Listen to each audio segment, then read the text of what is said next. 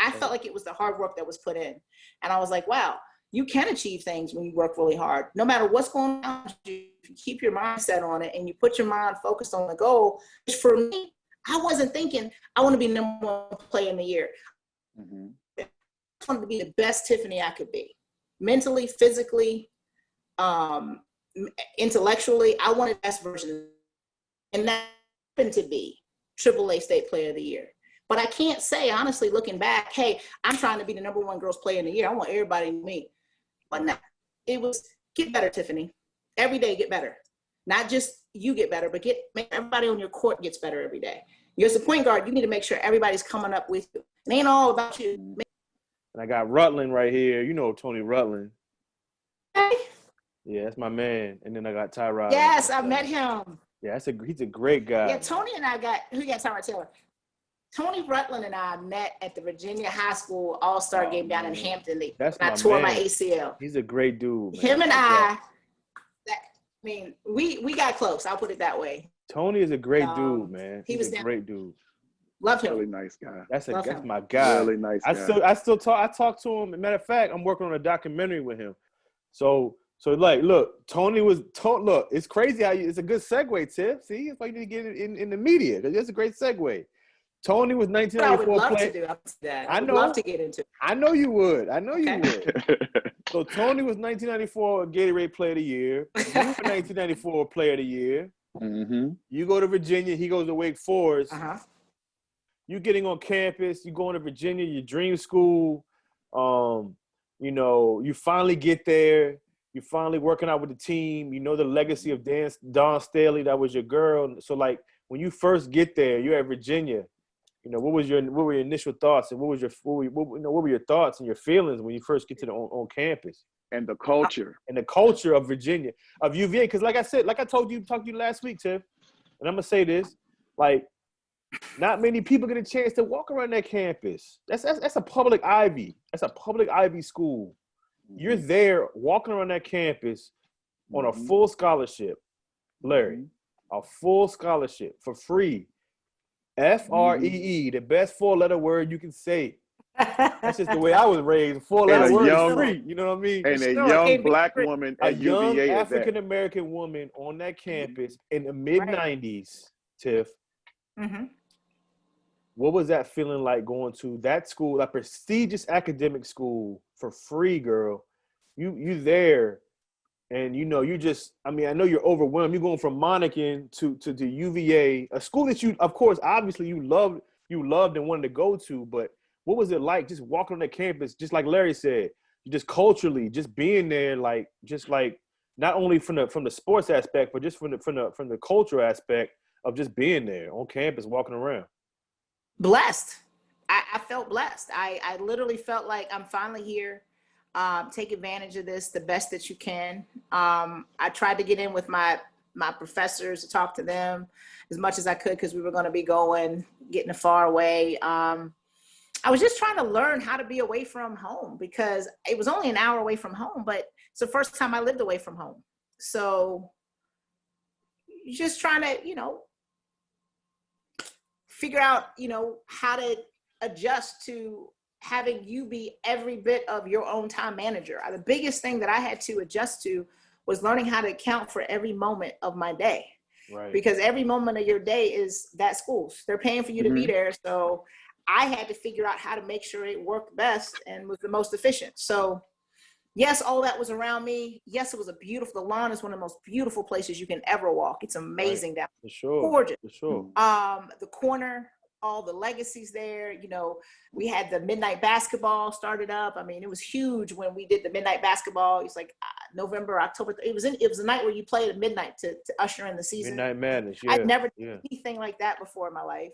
I'm playing with people that had, been to state championships. I remember at that point, Tora was there. Jeff Gospel had just played for a national championship. We had Monique Foote, who was the national Gatorade player of the school coming out of. I remember her. Out of Delaware. She was Delaware before Della Dawn. So she just being around these athletes, and I was just like soaking it all up. Like, this is what it's like. Okay. Mm-hmm. But I'm a Leo. I'm gonna act like I've been there, done that. You know, Right. even though I haven't, people ain't gonna know that. So, I don't know. I just was soaking up the culture, figuring it out. And for the most part, learning the academics and how to get my academics done at the same time is somehow get on that daggone court. Because for me, I still needed to prove why I was here.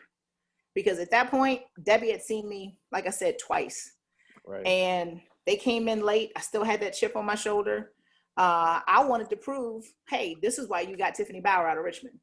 So I'm very humble about my career and what happened in high school. And Wooby gets on me a lot about it. Like, why aren't you? And I'm like, I just did me. And he's like, why don't you? And I'm like, I just did what I could do. And that's what I could do with what I had at that time. No, but you made a good point. Like you walking around campus and you're a player of the year too, though. Like, you know what I'm saying? Like, you are a player of the year too. And I think people don't understand, like, I know they take it for granted. Like, you started the trend of other players from the state coming to Virginia. Cause like you said earlier, they didn't recruit the state of Virginia like that. No, they didn't. You know what I mean? No. They didn't recruit. The only other players you had was Jason Williford and Yuri. And that was on the men's side. That was on the men's side. Right. Williford, I think Williford was Yuri. Williford was a couple years before you, right? Yes. Right. And Yuri was a year before. Corey Alexander. Corey Alexander was Waynesboro. He came in. He was, but he went to Oak Hill for a year, and you know what I'm saying. And Harold Dean and those guys. Harold Dean went to Fort right. Union with Matoaka. I remember I saw him in high school too. Right. But it was like you came to that campus like, okay, I belong here. Right. That's why I want people to understand, like, you know, as much as you talk about the people, the girls now, don't get me wrong. Social media can definitely help your stock. I'm not saying that. But back then there was no social media, there was no internet, there was no YouTube. You balled out and it was like, I'm here with everybody else. That's right. But it was tough because, like you said, Coach Ryan didn't see you as much, and you still had to prove yourself, and you still play with that chip to make it on the court and to get some playing time. You had Suber there, you had Monica Foote, you had Foote there, Monique Foote there as well, coming from a small state like Delaware. But again, that's what people understand. Like, you still got to grind when you get to that level. It doesn't stop there. That's what a lot of people get it misconstrued. Like, okay, I'm an All-American. That's when it starts. Right. That's when it starts. That gives you the entryway to get into this program. Now that you've done that, now what are you going to do for me now? So for me, that was just your entry card to get on that court and to be a part of this program. And I was so excited to be a part of this program. But I also wanted Debbie to know, hey, I'm just as good as Tor. I'm just as good as these people that are other recruits. I'm here. I'm going to show you. So when I came in, that was my mentality. Get on the court, learn the plays, do what you got to do. Because I don't know if you remember Curtis Staples. Curtis Staples, for sure. Was Mr. Basketball in Virginia the year I was Miss Basketball. And I could remember we all stayed in the same dorm room. Norman Nolan, he was there. Baltimore, that's my man. Yep. Yeah, Chef Chase Matheny, he was a big 7'4". Yep. And all of us came in here. So you always are closest with your classmates. So Curtis and Norman and Chase Matheny, we all came in 94. So Curtis came into my dorm room one time and he had on this big C on his chest because he had a chain, and it had a big old C on it. And I can remember when he came in, he just was like, all right, so you missed basketball in Virginia, right? And I was like, yeah. He said, I missed the basketball. What's up? And it was like, he was almost challenging me. Like, let's do this. Right. Like, he came in like, look, I'm Mr., you're Miss, let's do this thing. And he got to play his freshman year. He had that incredible 3-point shot. So everybody was putting him on the court. And I remember that was a challenge. I was like, I need to get on the court. That's all I was trying to do. Get on the court and show Debbie what I can do. So that was my mentality first year. But I didn't because I had tore it. So it takes a full year to come back. So what I did that whole year was pretty much learn Virginia's system and learn everybody else's system in the ACC. funny. Wow. No, real quick, Larry, before your question, funny story. My man Tony, we talked about Tony Rutland earlier. He wanted to go to UVA, actually. He wanted to go to UVA. Really? But UVA recruited Curtis Staples and took that scholarship away, so he ended up going to Wake Forest. So that's when you mentioned Curtis Staples, I was like, oh, wait, we talking about Rutland. Yeah. his number one school was UVA. I didn't know. Wow. Tell me Yes, that. I didn't know they that recruited Curtis Staples, and they said, you know what, we got our shooting guard, and he ended up going to Wake Forest. So that's, I mean, again, that goes to the politics of recruiting. Like, Oh, you know one what more I'm thing. saying? Since you're bringing that up, Yeah. if Virginia didn't come in, my only other person I wanted to play for was Pat Summitt. And Pat Summitt at that point was the top of the echelon for me in absolutely. basketball. Absolutely. And I knew she didn't know me because she's in Tennessee. How in the world was she gonna know about Tiffany Bower in Richmond? So basically, I had heard through the grapevine that they had just recruited Kelly Jolly, who is now the head coach there. Yeah, she was an assistant at some point with Connecticut for years under Gino Auriemma. Right. And by the way, Gino Auriemma was under Debbie Ryan as an assistant. A lot of people don't know that. I didn't right. know that. Yeah. Wow. But she went up there and ended up being a coach up there. But anyway, they had just recruited Kelly Jolly. And that's why she told me that's why we weren't looking at another point guard. So everything happens for a reason. You never know what that reason is. Absolutely. But everything happens the way it's supposed to. So when you bring up Tony, it's the same thing. I mean, people think, okay, if I could have gone here, but your life goes the way it's supposed to. Absolutely. You're exactly where you're supposed to be. 100. Go ahead, Larry. Oh no, I didn't have any questions. No, you go ahead. So Tiffany, you're at Virginia. You know, you're on the lawn, hanging out, whatever the Commons area is. You're chilling, you're balling, you're going to the ACC, playing these top-notch schools. Then you start getting hurt. You start getting injured, and I know it takes a toll on you because you're used to being on the top, being the player of the year in the state. What kind of psychological and mental, disparity did that take on your academics and your personal life? Just getting hurt and not being able to be on the court. Yeah, it was tough. To tell you it wasn't would be fibbing. I mean, it was tough. I'm always a believer in show me something, don't tell me something. And I couldn't show them anything. And it was like every time I was able to show them, something came along. So for example, we'll do a little retake. So first year I tore my ACL, I sit out that whole year. We go out to my freshman year. We went to Connecticut and played Connecticut to go to the final 8. So if that would have been the final 4. It was in stores. It was Jen Rosati's last year and Rebecca Lobel's last year. They were beating everybody by 30. We were down by 3 at stores under our basket. And all we needed to do was get the ball in. And we would have tied. They get a 5-second call on us. We couldn't get the ball in. Man. So they go on to win that game. And that was their first of many undefeated seasons. So that was their first national championship that year. So I didn't play that. No. That was freshman year, right? Because I didn't get in that game. Right, that's freshman year. The freshman year, yep. So second year, I'm all ready to play. I'm ready to go. About to show folks, like finally I get on the court. I'm excited. And I'm playing about 10, 15 minutes off the bench or so. I would say we still had my girl, Jenny Busek was there. Jenny Busek. Yes, we called her Boo Boo. Boo Boo, yeah. She was there, and we had Wendy Palmer as a center. Tora Siegel was running the run. She's on her 3rd year now, so she's established at the point guard.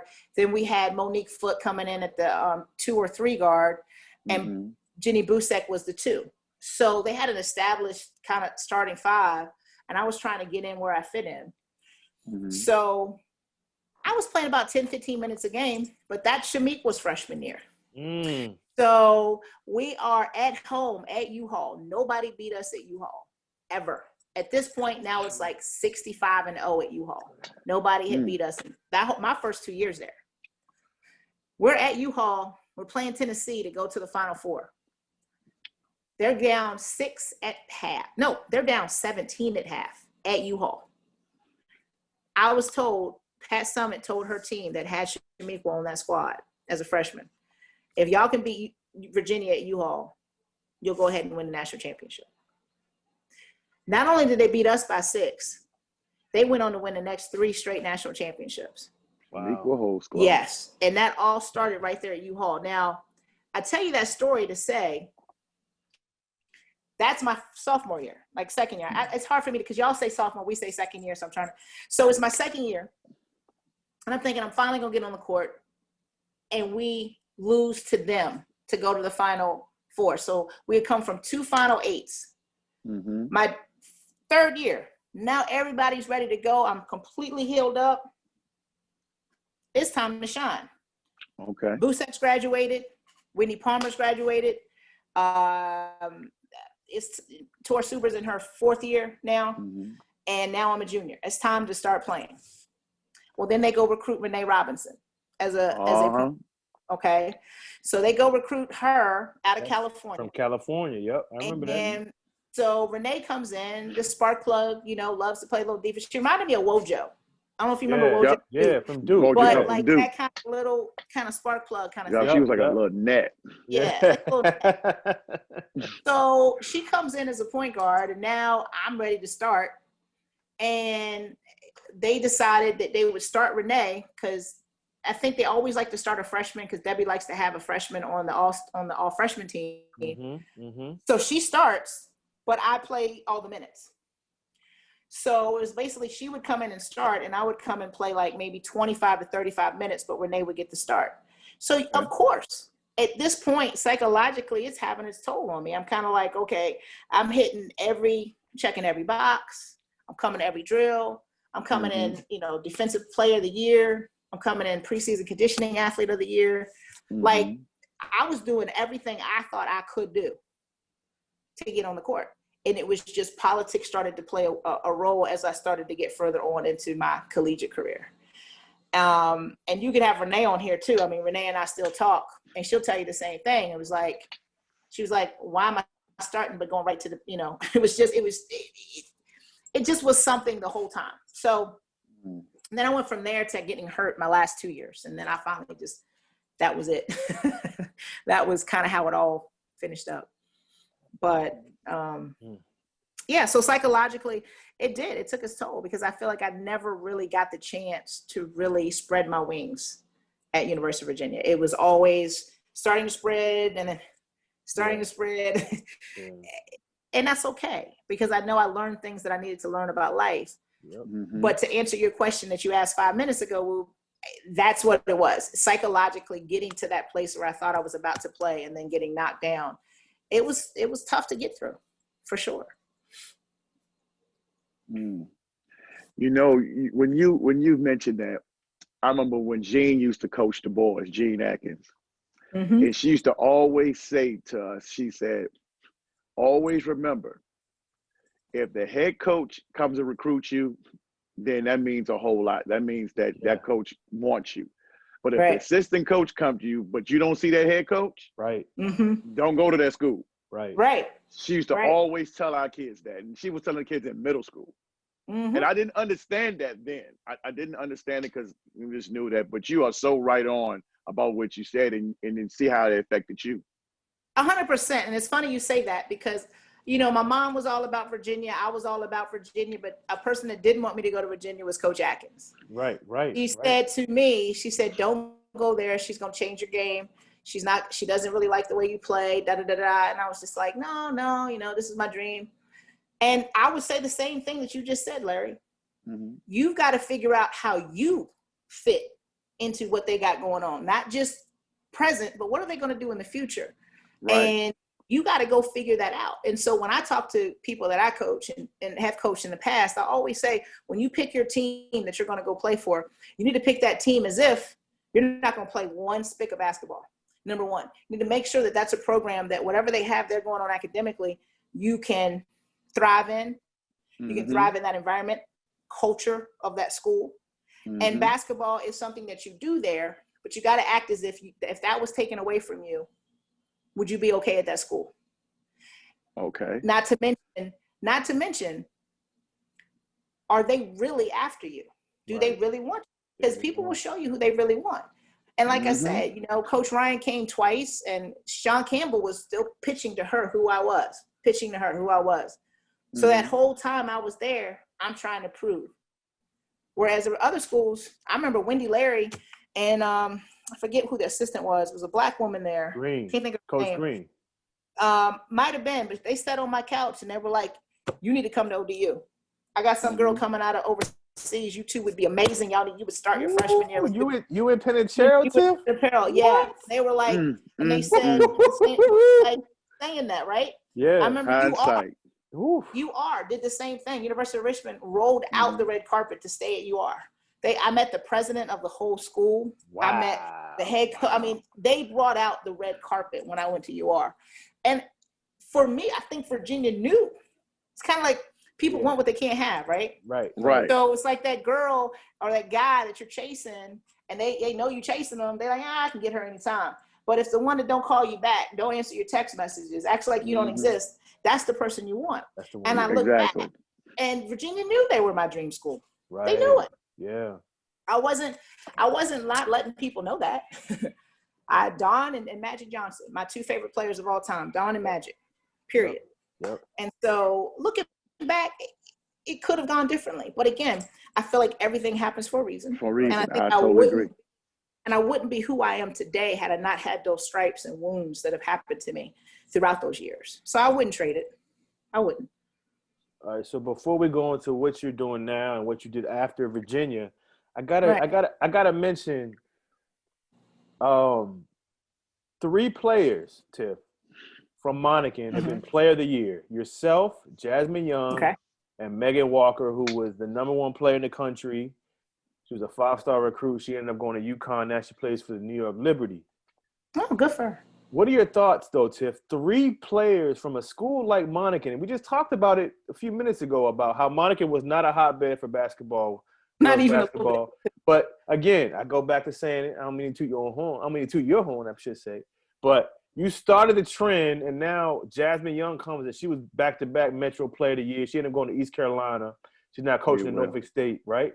So, and you got Megan Walker, who was the Player of the Year and the National Player of the Year, actually played at UConn. Now she's in the WNBA. So, I mean, what are your thoughts on that, Tiff? Just having yourself and those 2 other players coming from Monacan and being that successful on the high school level. Well, I'm appreciative that I'm even in with those names. I'm happy that people still have conversations about me. I'm happy hold on. Your jersey is retired at Monacan, girl. Stop it. Oh, I know. Your plaque is what they see when you go in there. They you walk see into yours. school. Your jersey is still there, bro. For years, it was you holding it down. It was always, and this is me before you get started. This is what I always said. I always said, tell her, Larry. Keep it real, Larry. Keep it real. You know what I'm about to say. I say either they need to name that gym after you, or they need to have that gym floor name after you. Thank you. One of the two got to happen. Preach, Tiff. One of the two got to happen. I've always maintained that because your jersey has always said in that's the first thing you see was your picture and your jersey in there. The first thing you see. So I'm like, because to me, when I think of Monacan, I don't think about boys basketball. I think about girls basketball. I think about Tiffany Bower when you think of Monacan before Jasmine Young and before Megan Walker. No, seriously. And me and him, and matter of fact, me and Whoop got into a full-fledged argument. I mean, we was Tiff. Tell her, Larry. Tell her. About Tiffany, Jasmine, and Megan Rain. Yes. Even our guy Jamal, who graduated with you, he played on the boys team. Jamal Graham, I'm gonna give him a shout out. He said he wanted me to shout out to Jamal. I got to give him a shout out. You know me. Absolutely. But look, we had this argument like, yo, rank the top 3 best players to come out of Monacan. I said, come on, man. He said Tiffany. I got to go with Tiffany. And the thing about it is, Megan got the hype because of the internet. Don't get me wrong, she's a great player. Right. But I mean, you got to go with Tiffany, man. #1 player. But again, the era you played in and how you did it with a team, and again, there's no disrespect to your team, your teammates. You had, players that like you said didn't play. Basketball wasn't a #1 sport. You took them to levels that they never thought they would go, and you started the trend for girls basketball. And another thing is you got other teams in the state to recruit the state. They're like, hold on, we got a girl right here in Richmond that's balling like, let's recruit her. And they started recognizing there is talent in this state. So that's right. The things you did on the court, I mean, 46 points in the state the regional playoff game, and you took the team. I mean, again, Front page of the sports front section. page of Bower the scored sports section. 46. Thank you. Front page. Come on. So like I'm saying this. Everybody's listening. When you walk into that school, you saw your jersey, you saw your picture, you saw the ball they gave you, like your Gatorade Player of the Year trophy. Like, what is it like though to start that and to have these girls probably and again, I haven't talked to them personally, but I can almost imagine that they strived and they looked up to you to say, look, I want to be the next Tiffany Bower. I want to be like her. I want to have my trophy or name in that trophy case. You know what I mean? That's right. Like Your name was there. that's dope. That's huge. Your name was there. Again, yes, Larry, thank you. Like, it's not your name was there. Your name was there, girl. Like, what I'm trying to tell all the you. person I knew that went to Monica was my man Lamar Daniels. That was oh, it. I don't know what you remember Lamar else. Daniels, Tiff? He played. Yeah. Oh my God, Lamar was. I went to elementary school with Lamar. People were scared to dribble the ball over half court. He was that dope. he would rip you. But again, that respect that you have needs to be recognized, and people need to understand. Like, that was the level of ball that you brought to that area. And it was no internet. There was nobody to tell you except for a couple articles about how you did. But again, how does that make you feel to start that trend and have these two girls behind you, Jasmine and Megan, to have that kind of success after you?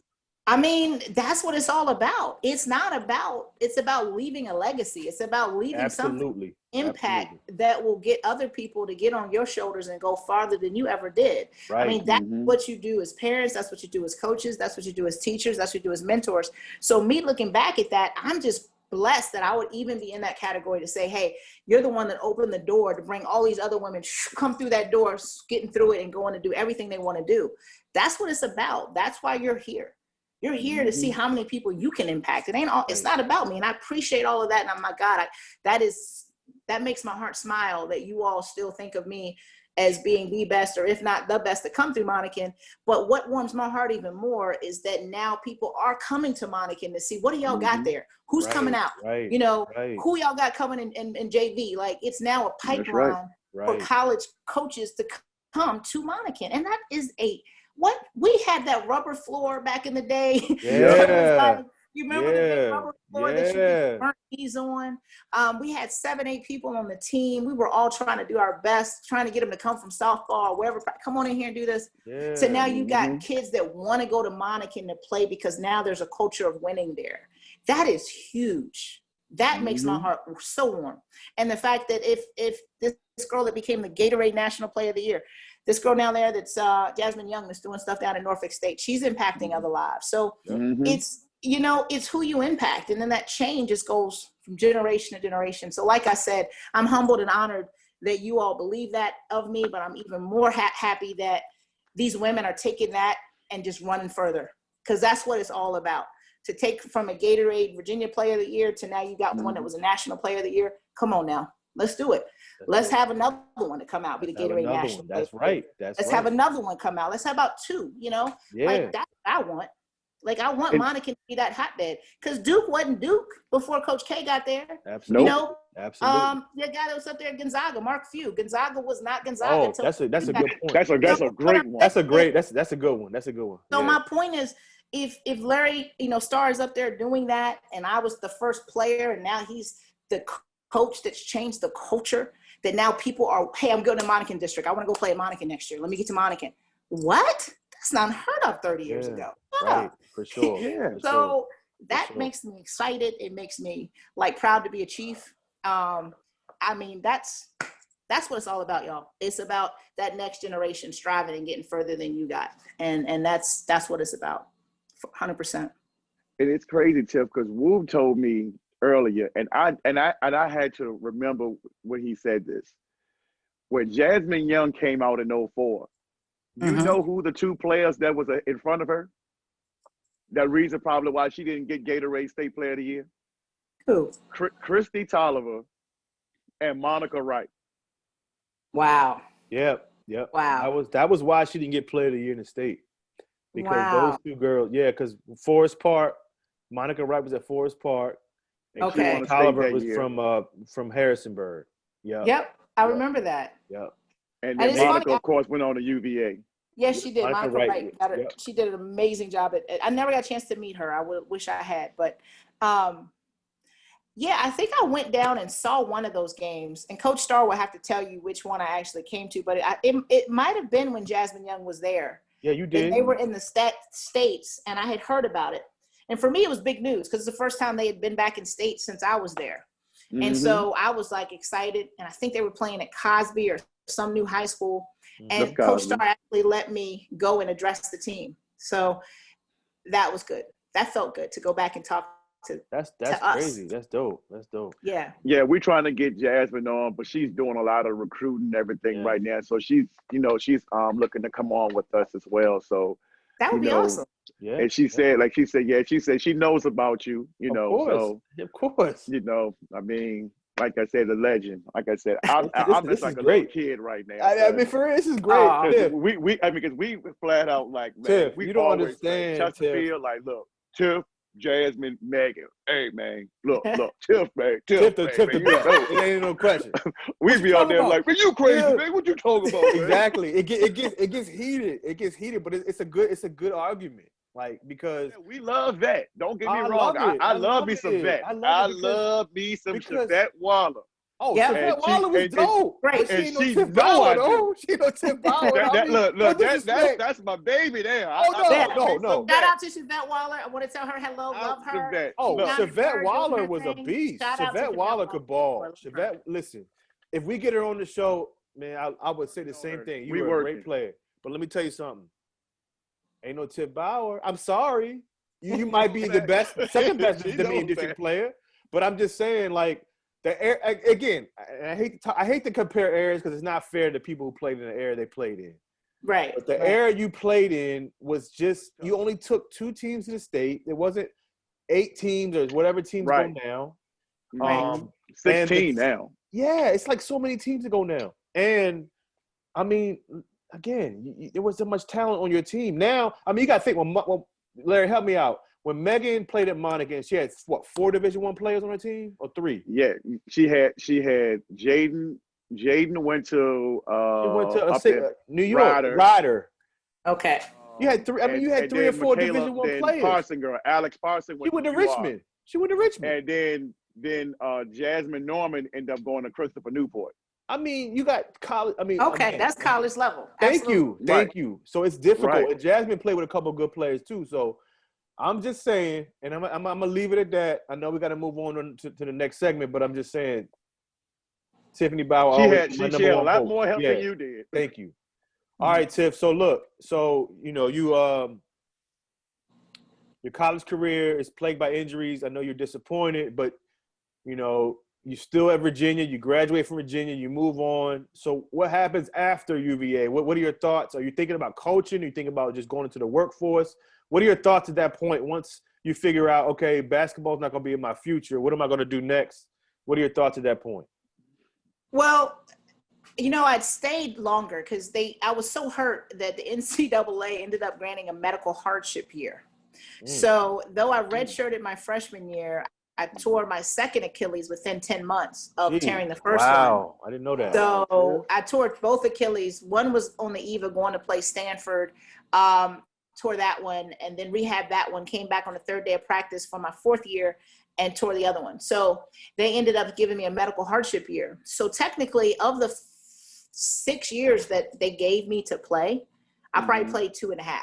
Oh, man. Total. So wow. as far as, so that's why I say basketball for me, it's almost like it's so removed that it's like I have to go back. Okay, what was that like, 25 years ago in Monacan? But either way, so I end up staying at Virginia and stay and get my master's. Nice. Even though I didn't finish playing there. So undergrad was psych. I did a master's in education. My master's is more in the guidance counseling side. It wouldn't have been teaching. It would have been, I would have been a guidance counselor, or I would have gone into academic advising at the collegiate level. Got you. Okay. But life took a different turn, got married, did some other things. And so coaching was always on the side. Right. because I always coached every camp Debbie had every summer, because that was a way for me to get more credits. I'd stay every summer and take a couple classes. So I'd coach every camp every summer. And then I coached at Covenant, which is a small Christian school there in Charlottesville, as an assistant coach. And then, before that I coached at Stab as an assistant under Stinney. And then I went ahead and became an assistant at Covenant.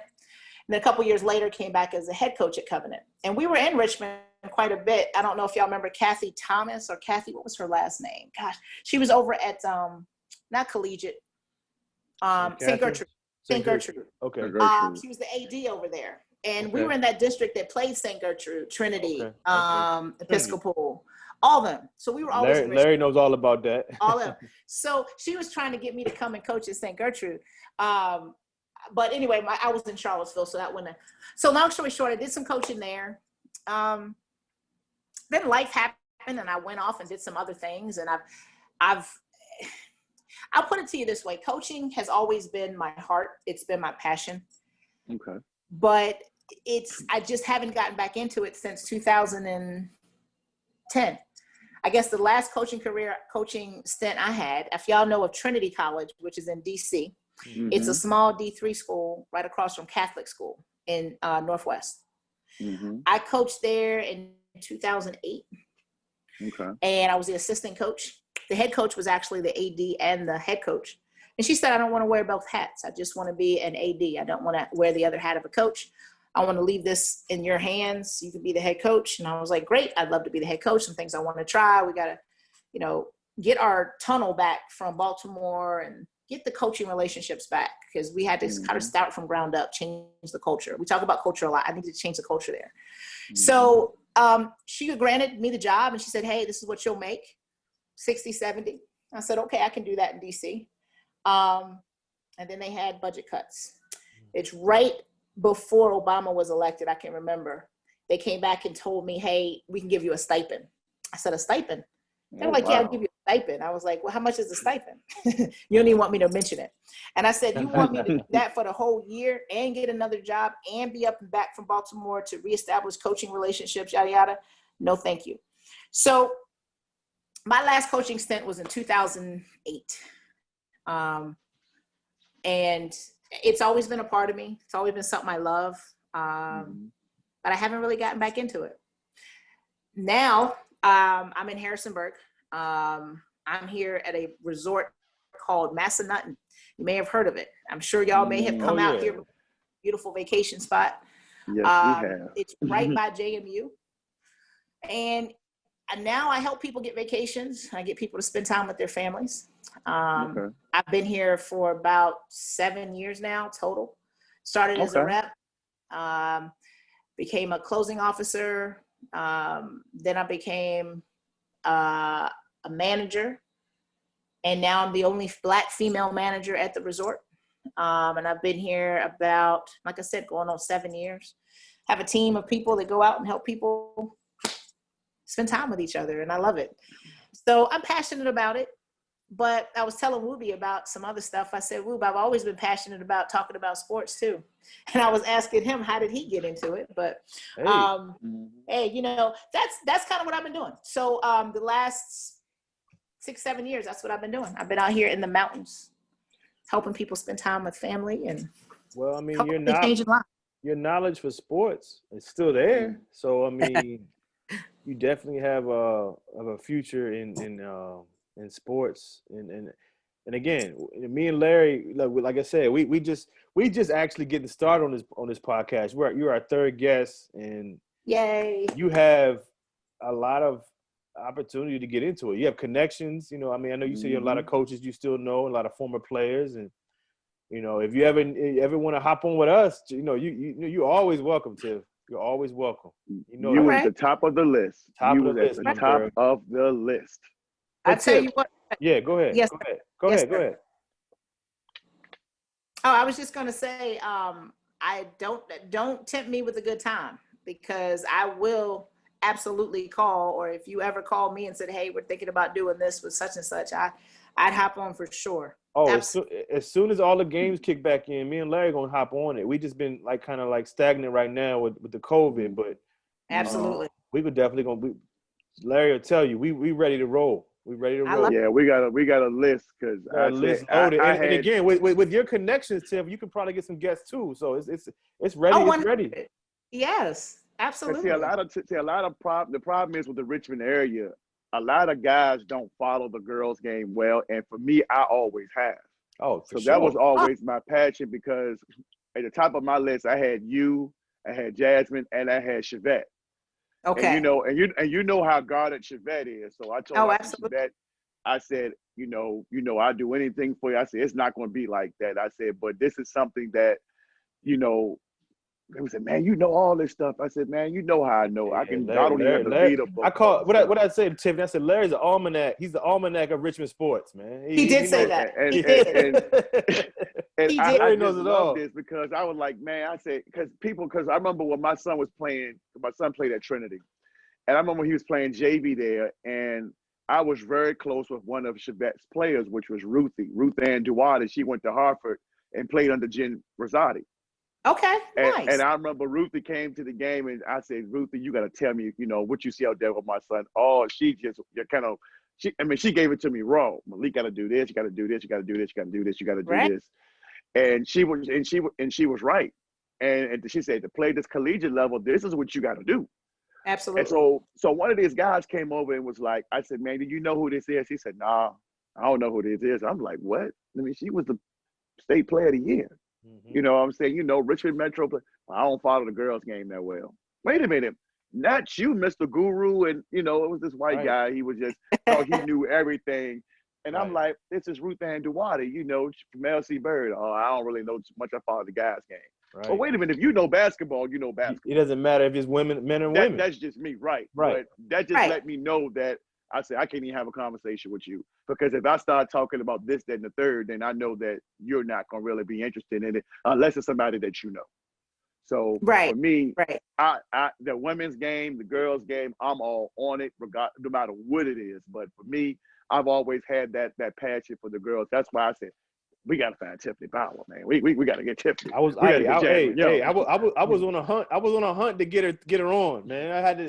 I do searching and all kinds of things, but I got her, man. And look, we are so appreciative of you coming on. But one last question for me, Tiff. So to wrap it up, what did sports do for your life in terms of molding you into who you are and everything you went through? What do you think sports did for you from when you started playing to now in your life?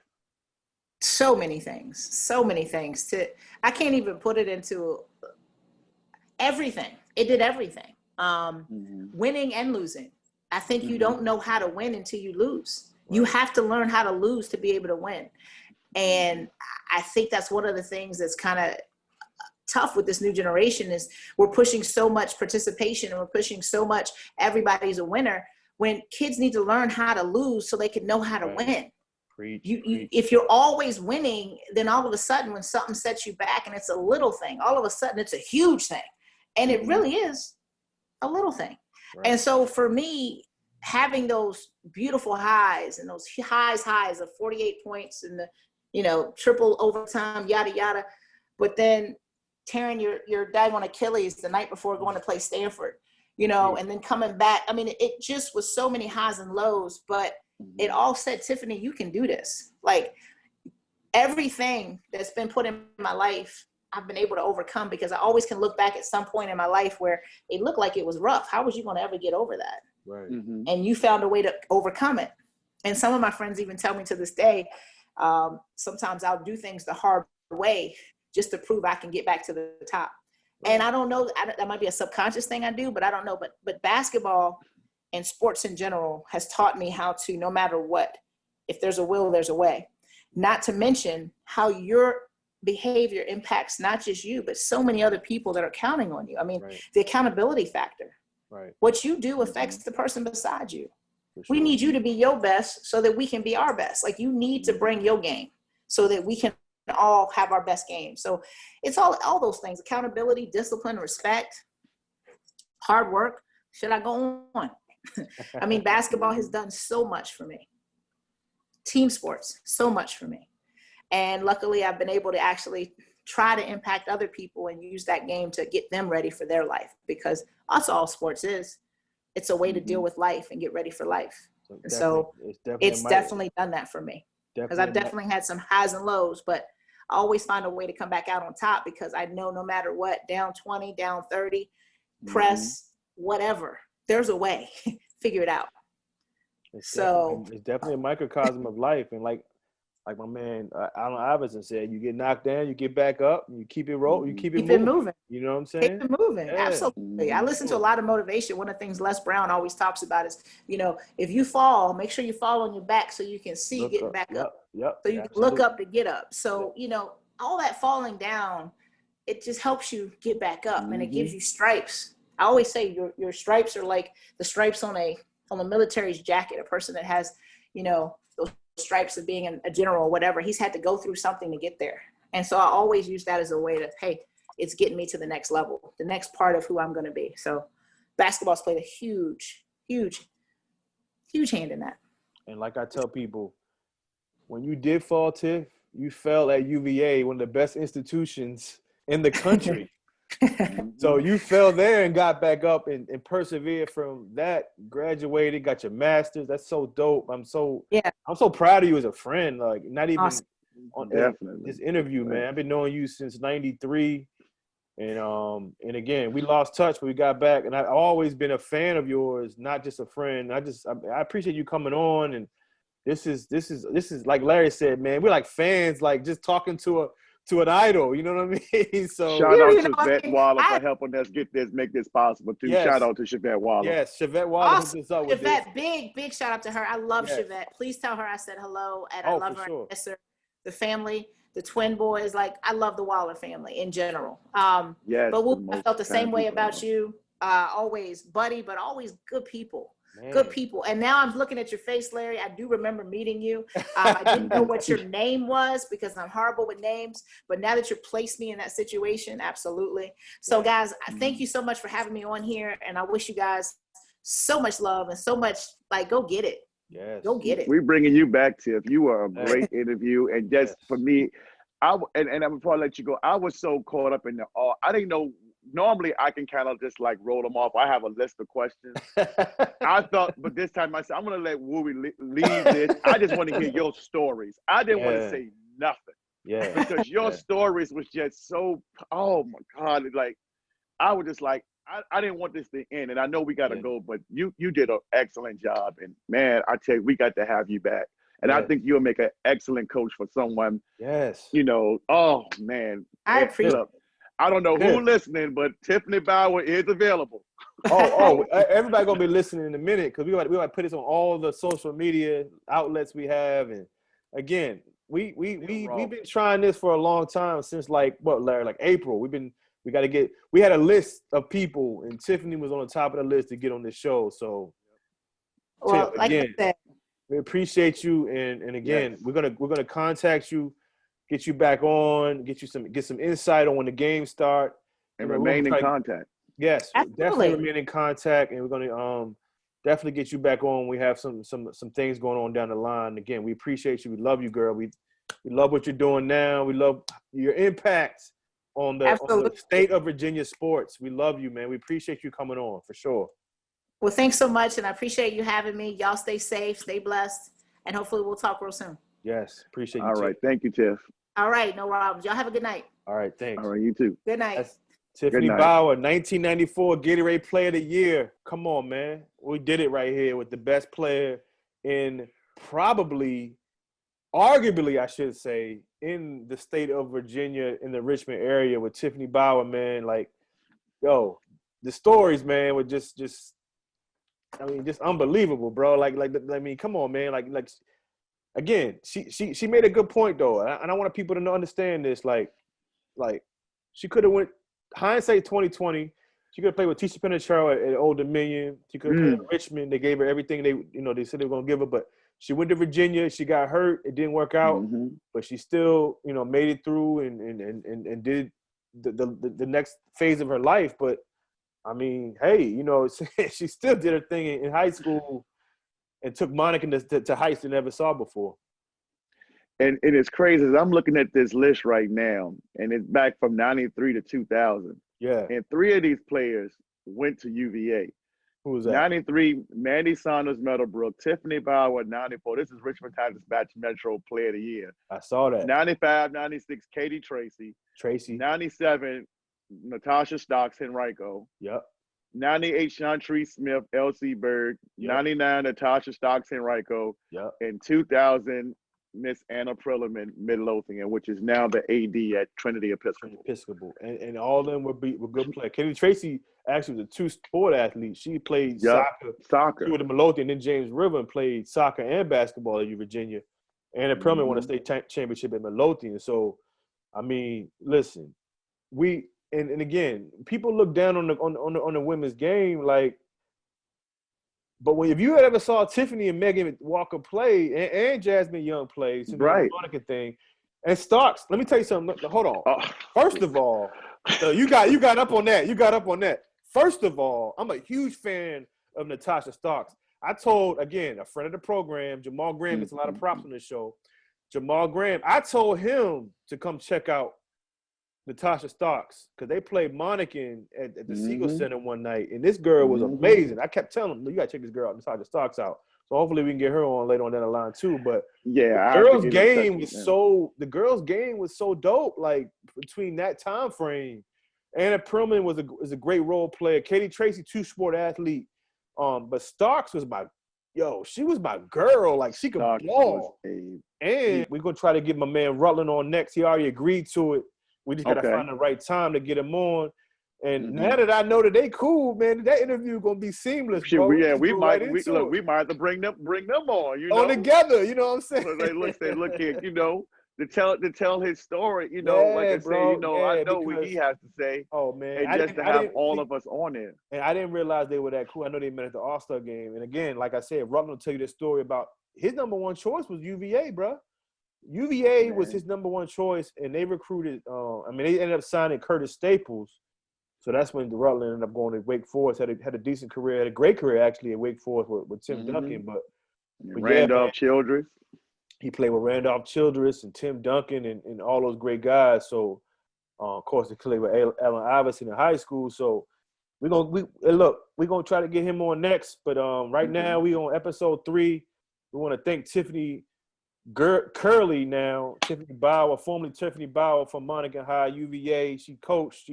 She's at Master Nothing now doing her thing there. And Larry, man, hey, we did it, bro. We got a 3rd episode in, and we're gonna move on to the next one. But right now, man, we gotta thank our sponsors, VA Digital, for putting this on. And absolutely. And hey, listen, we're gonna move on and try to get some more guests once the season starts. But right now, man, we just want to thank our guests, Boo Williams, Dwight Vick, and Tiffany Bower for coming on VA Digital.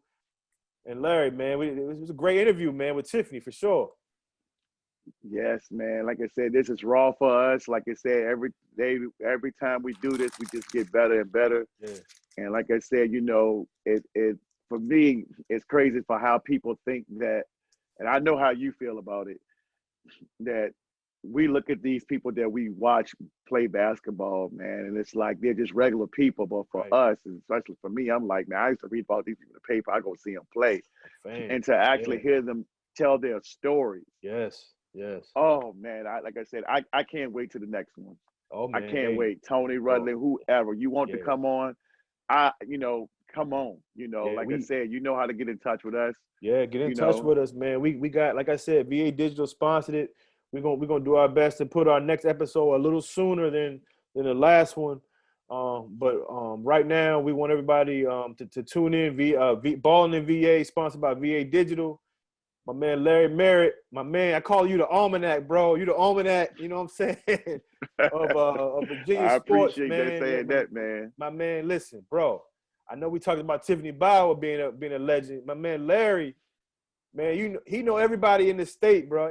Not even the state, anybody in the region. So listen, we got it going. Man. We got it going on, and we just want to keep it going. And we want to thank everybody for tuning in. Until next time, We always VA, baby. Ballin' in VA. Until next time, we check y'all out.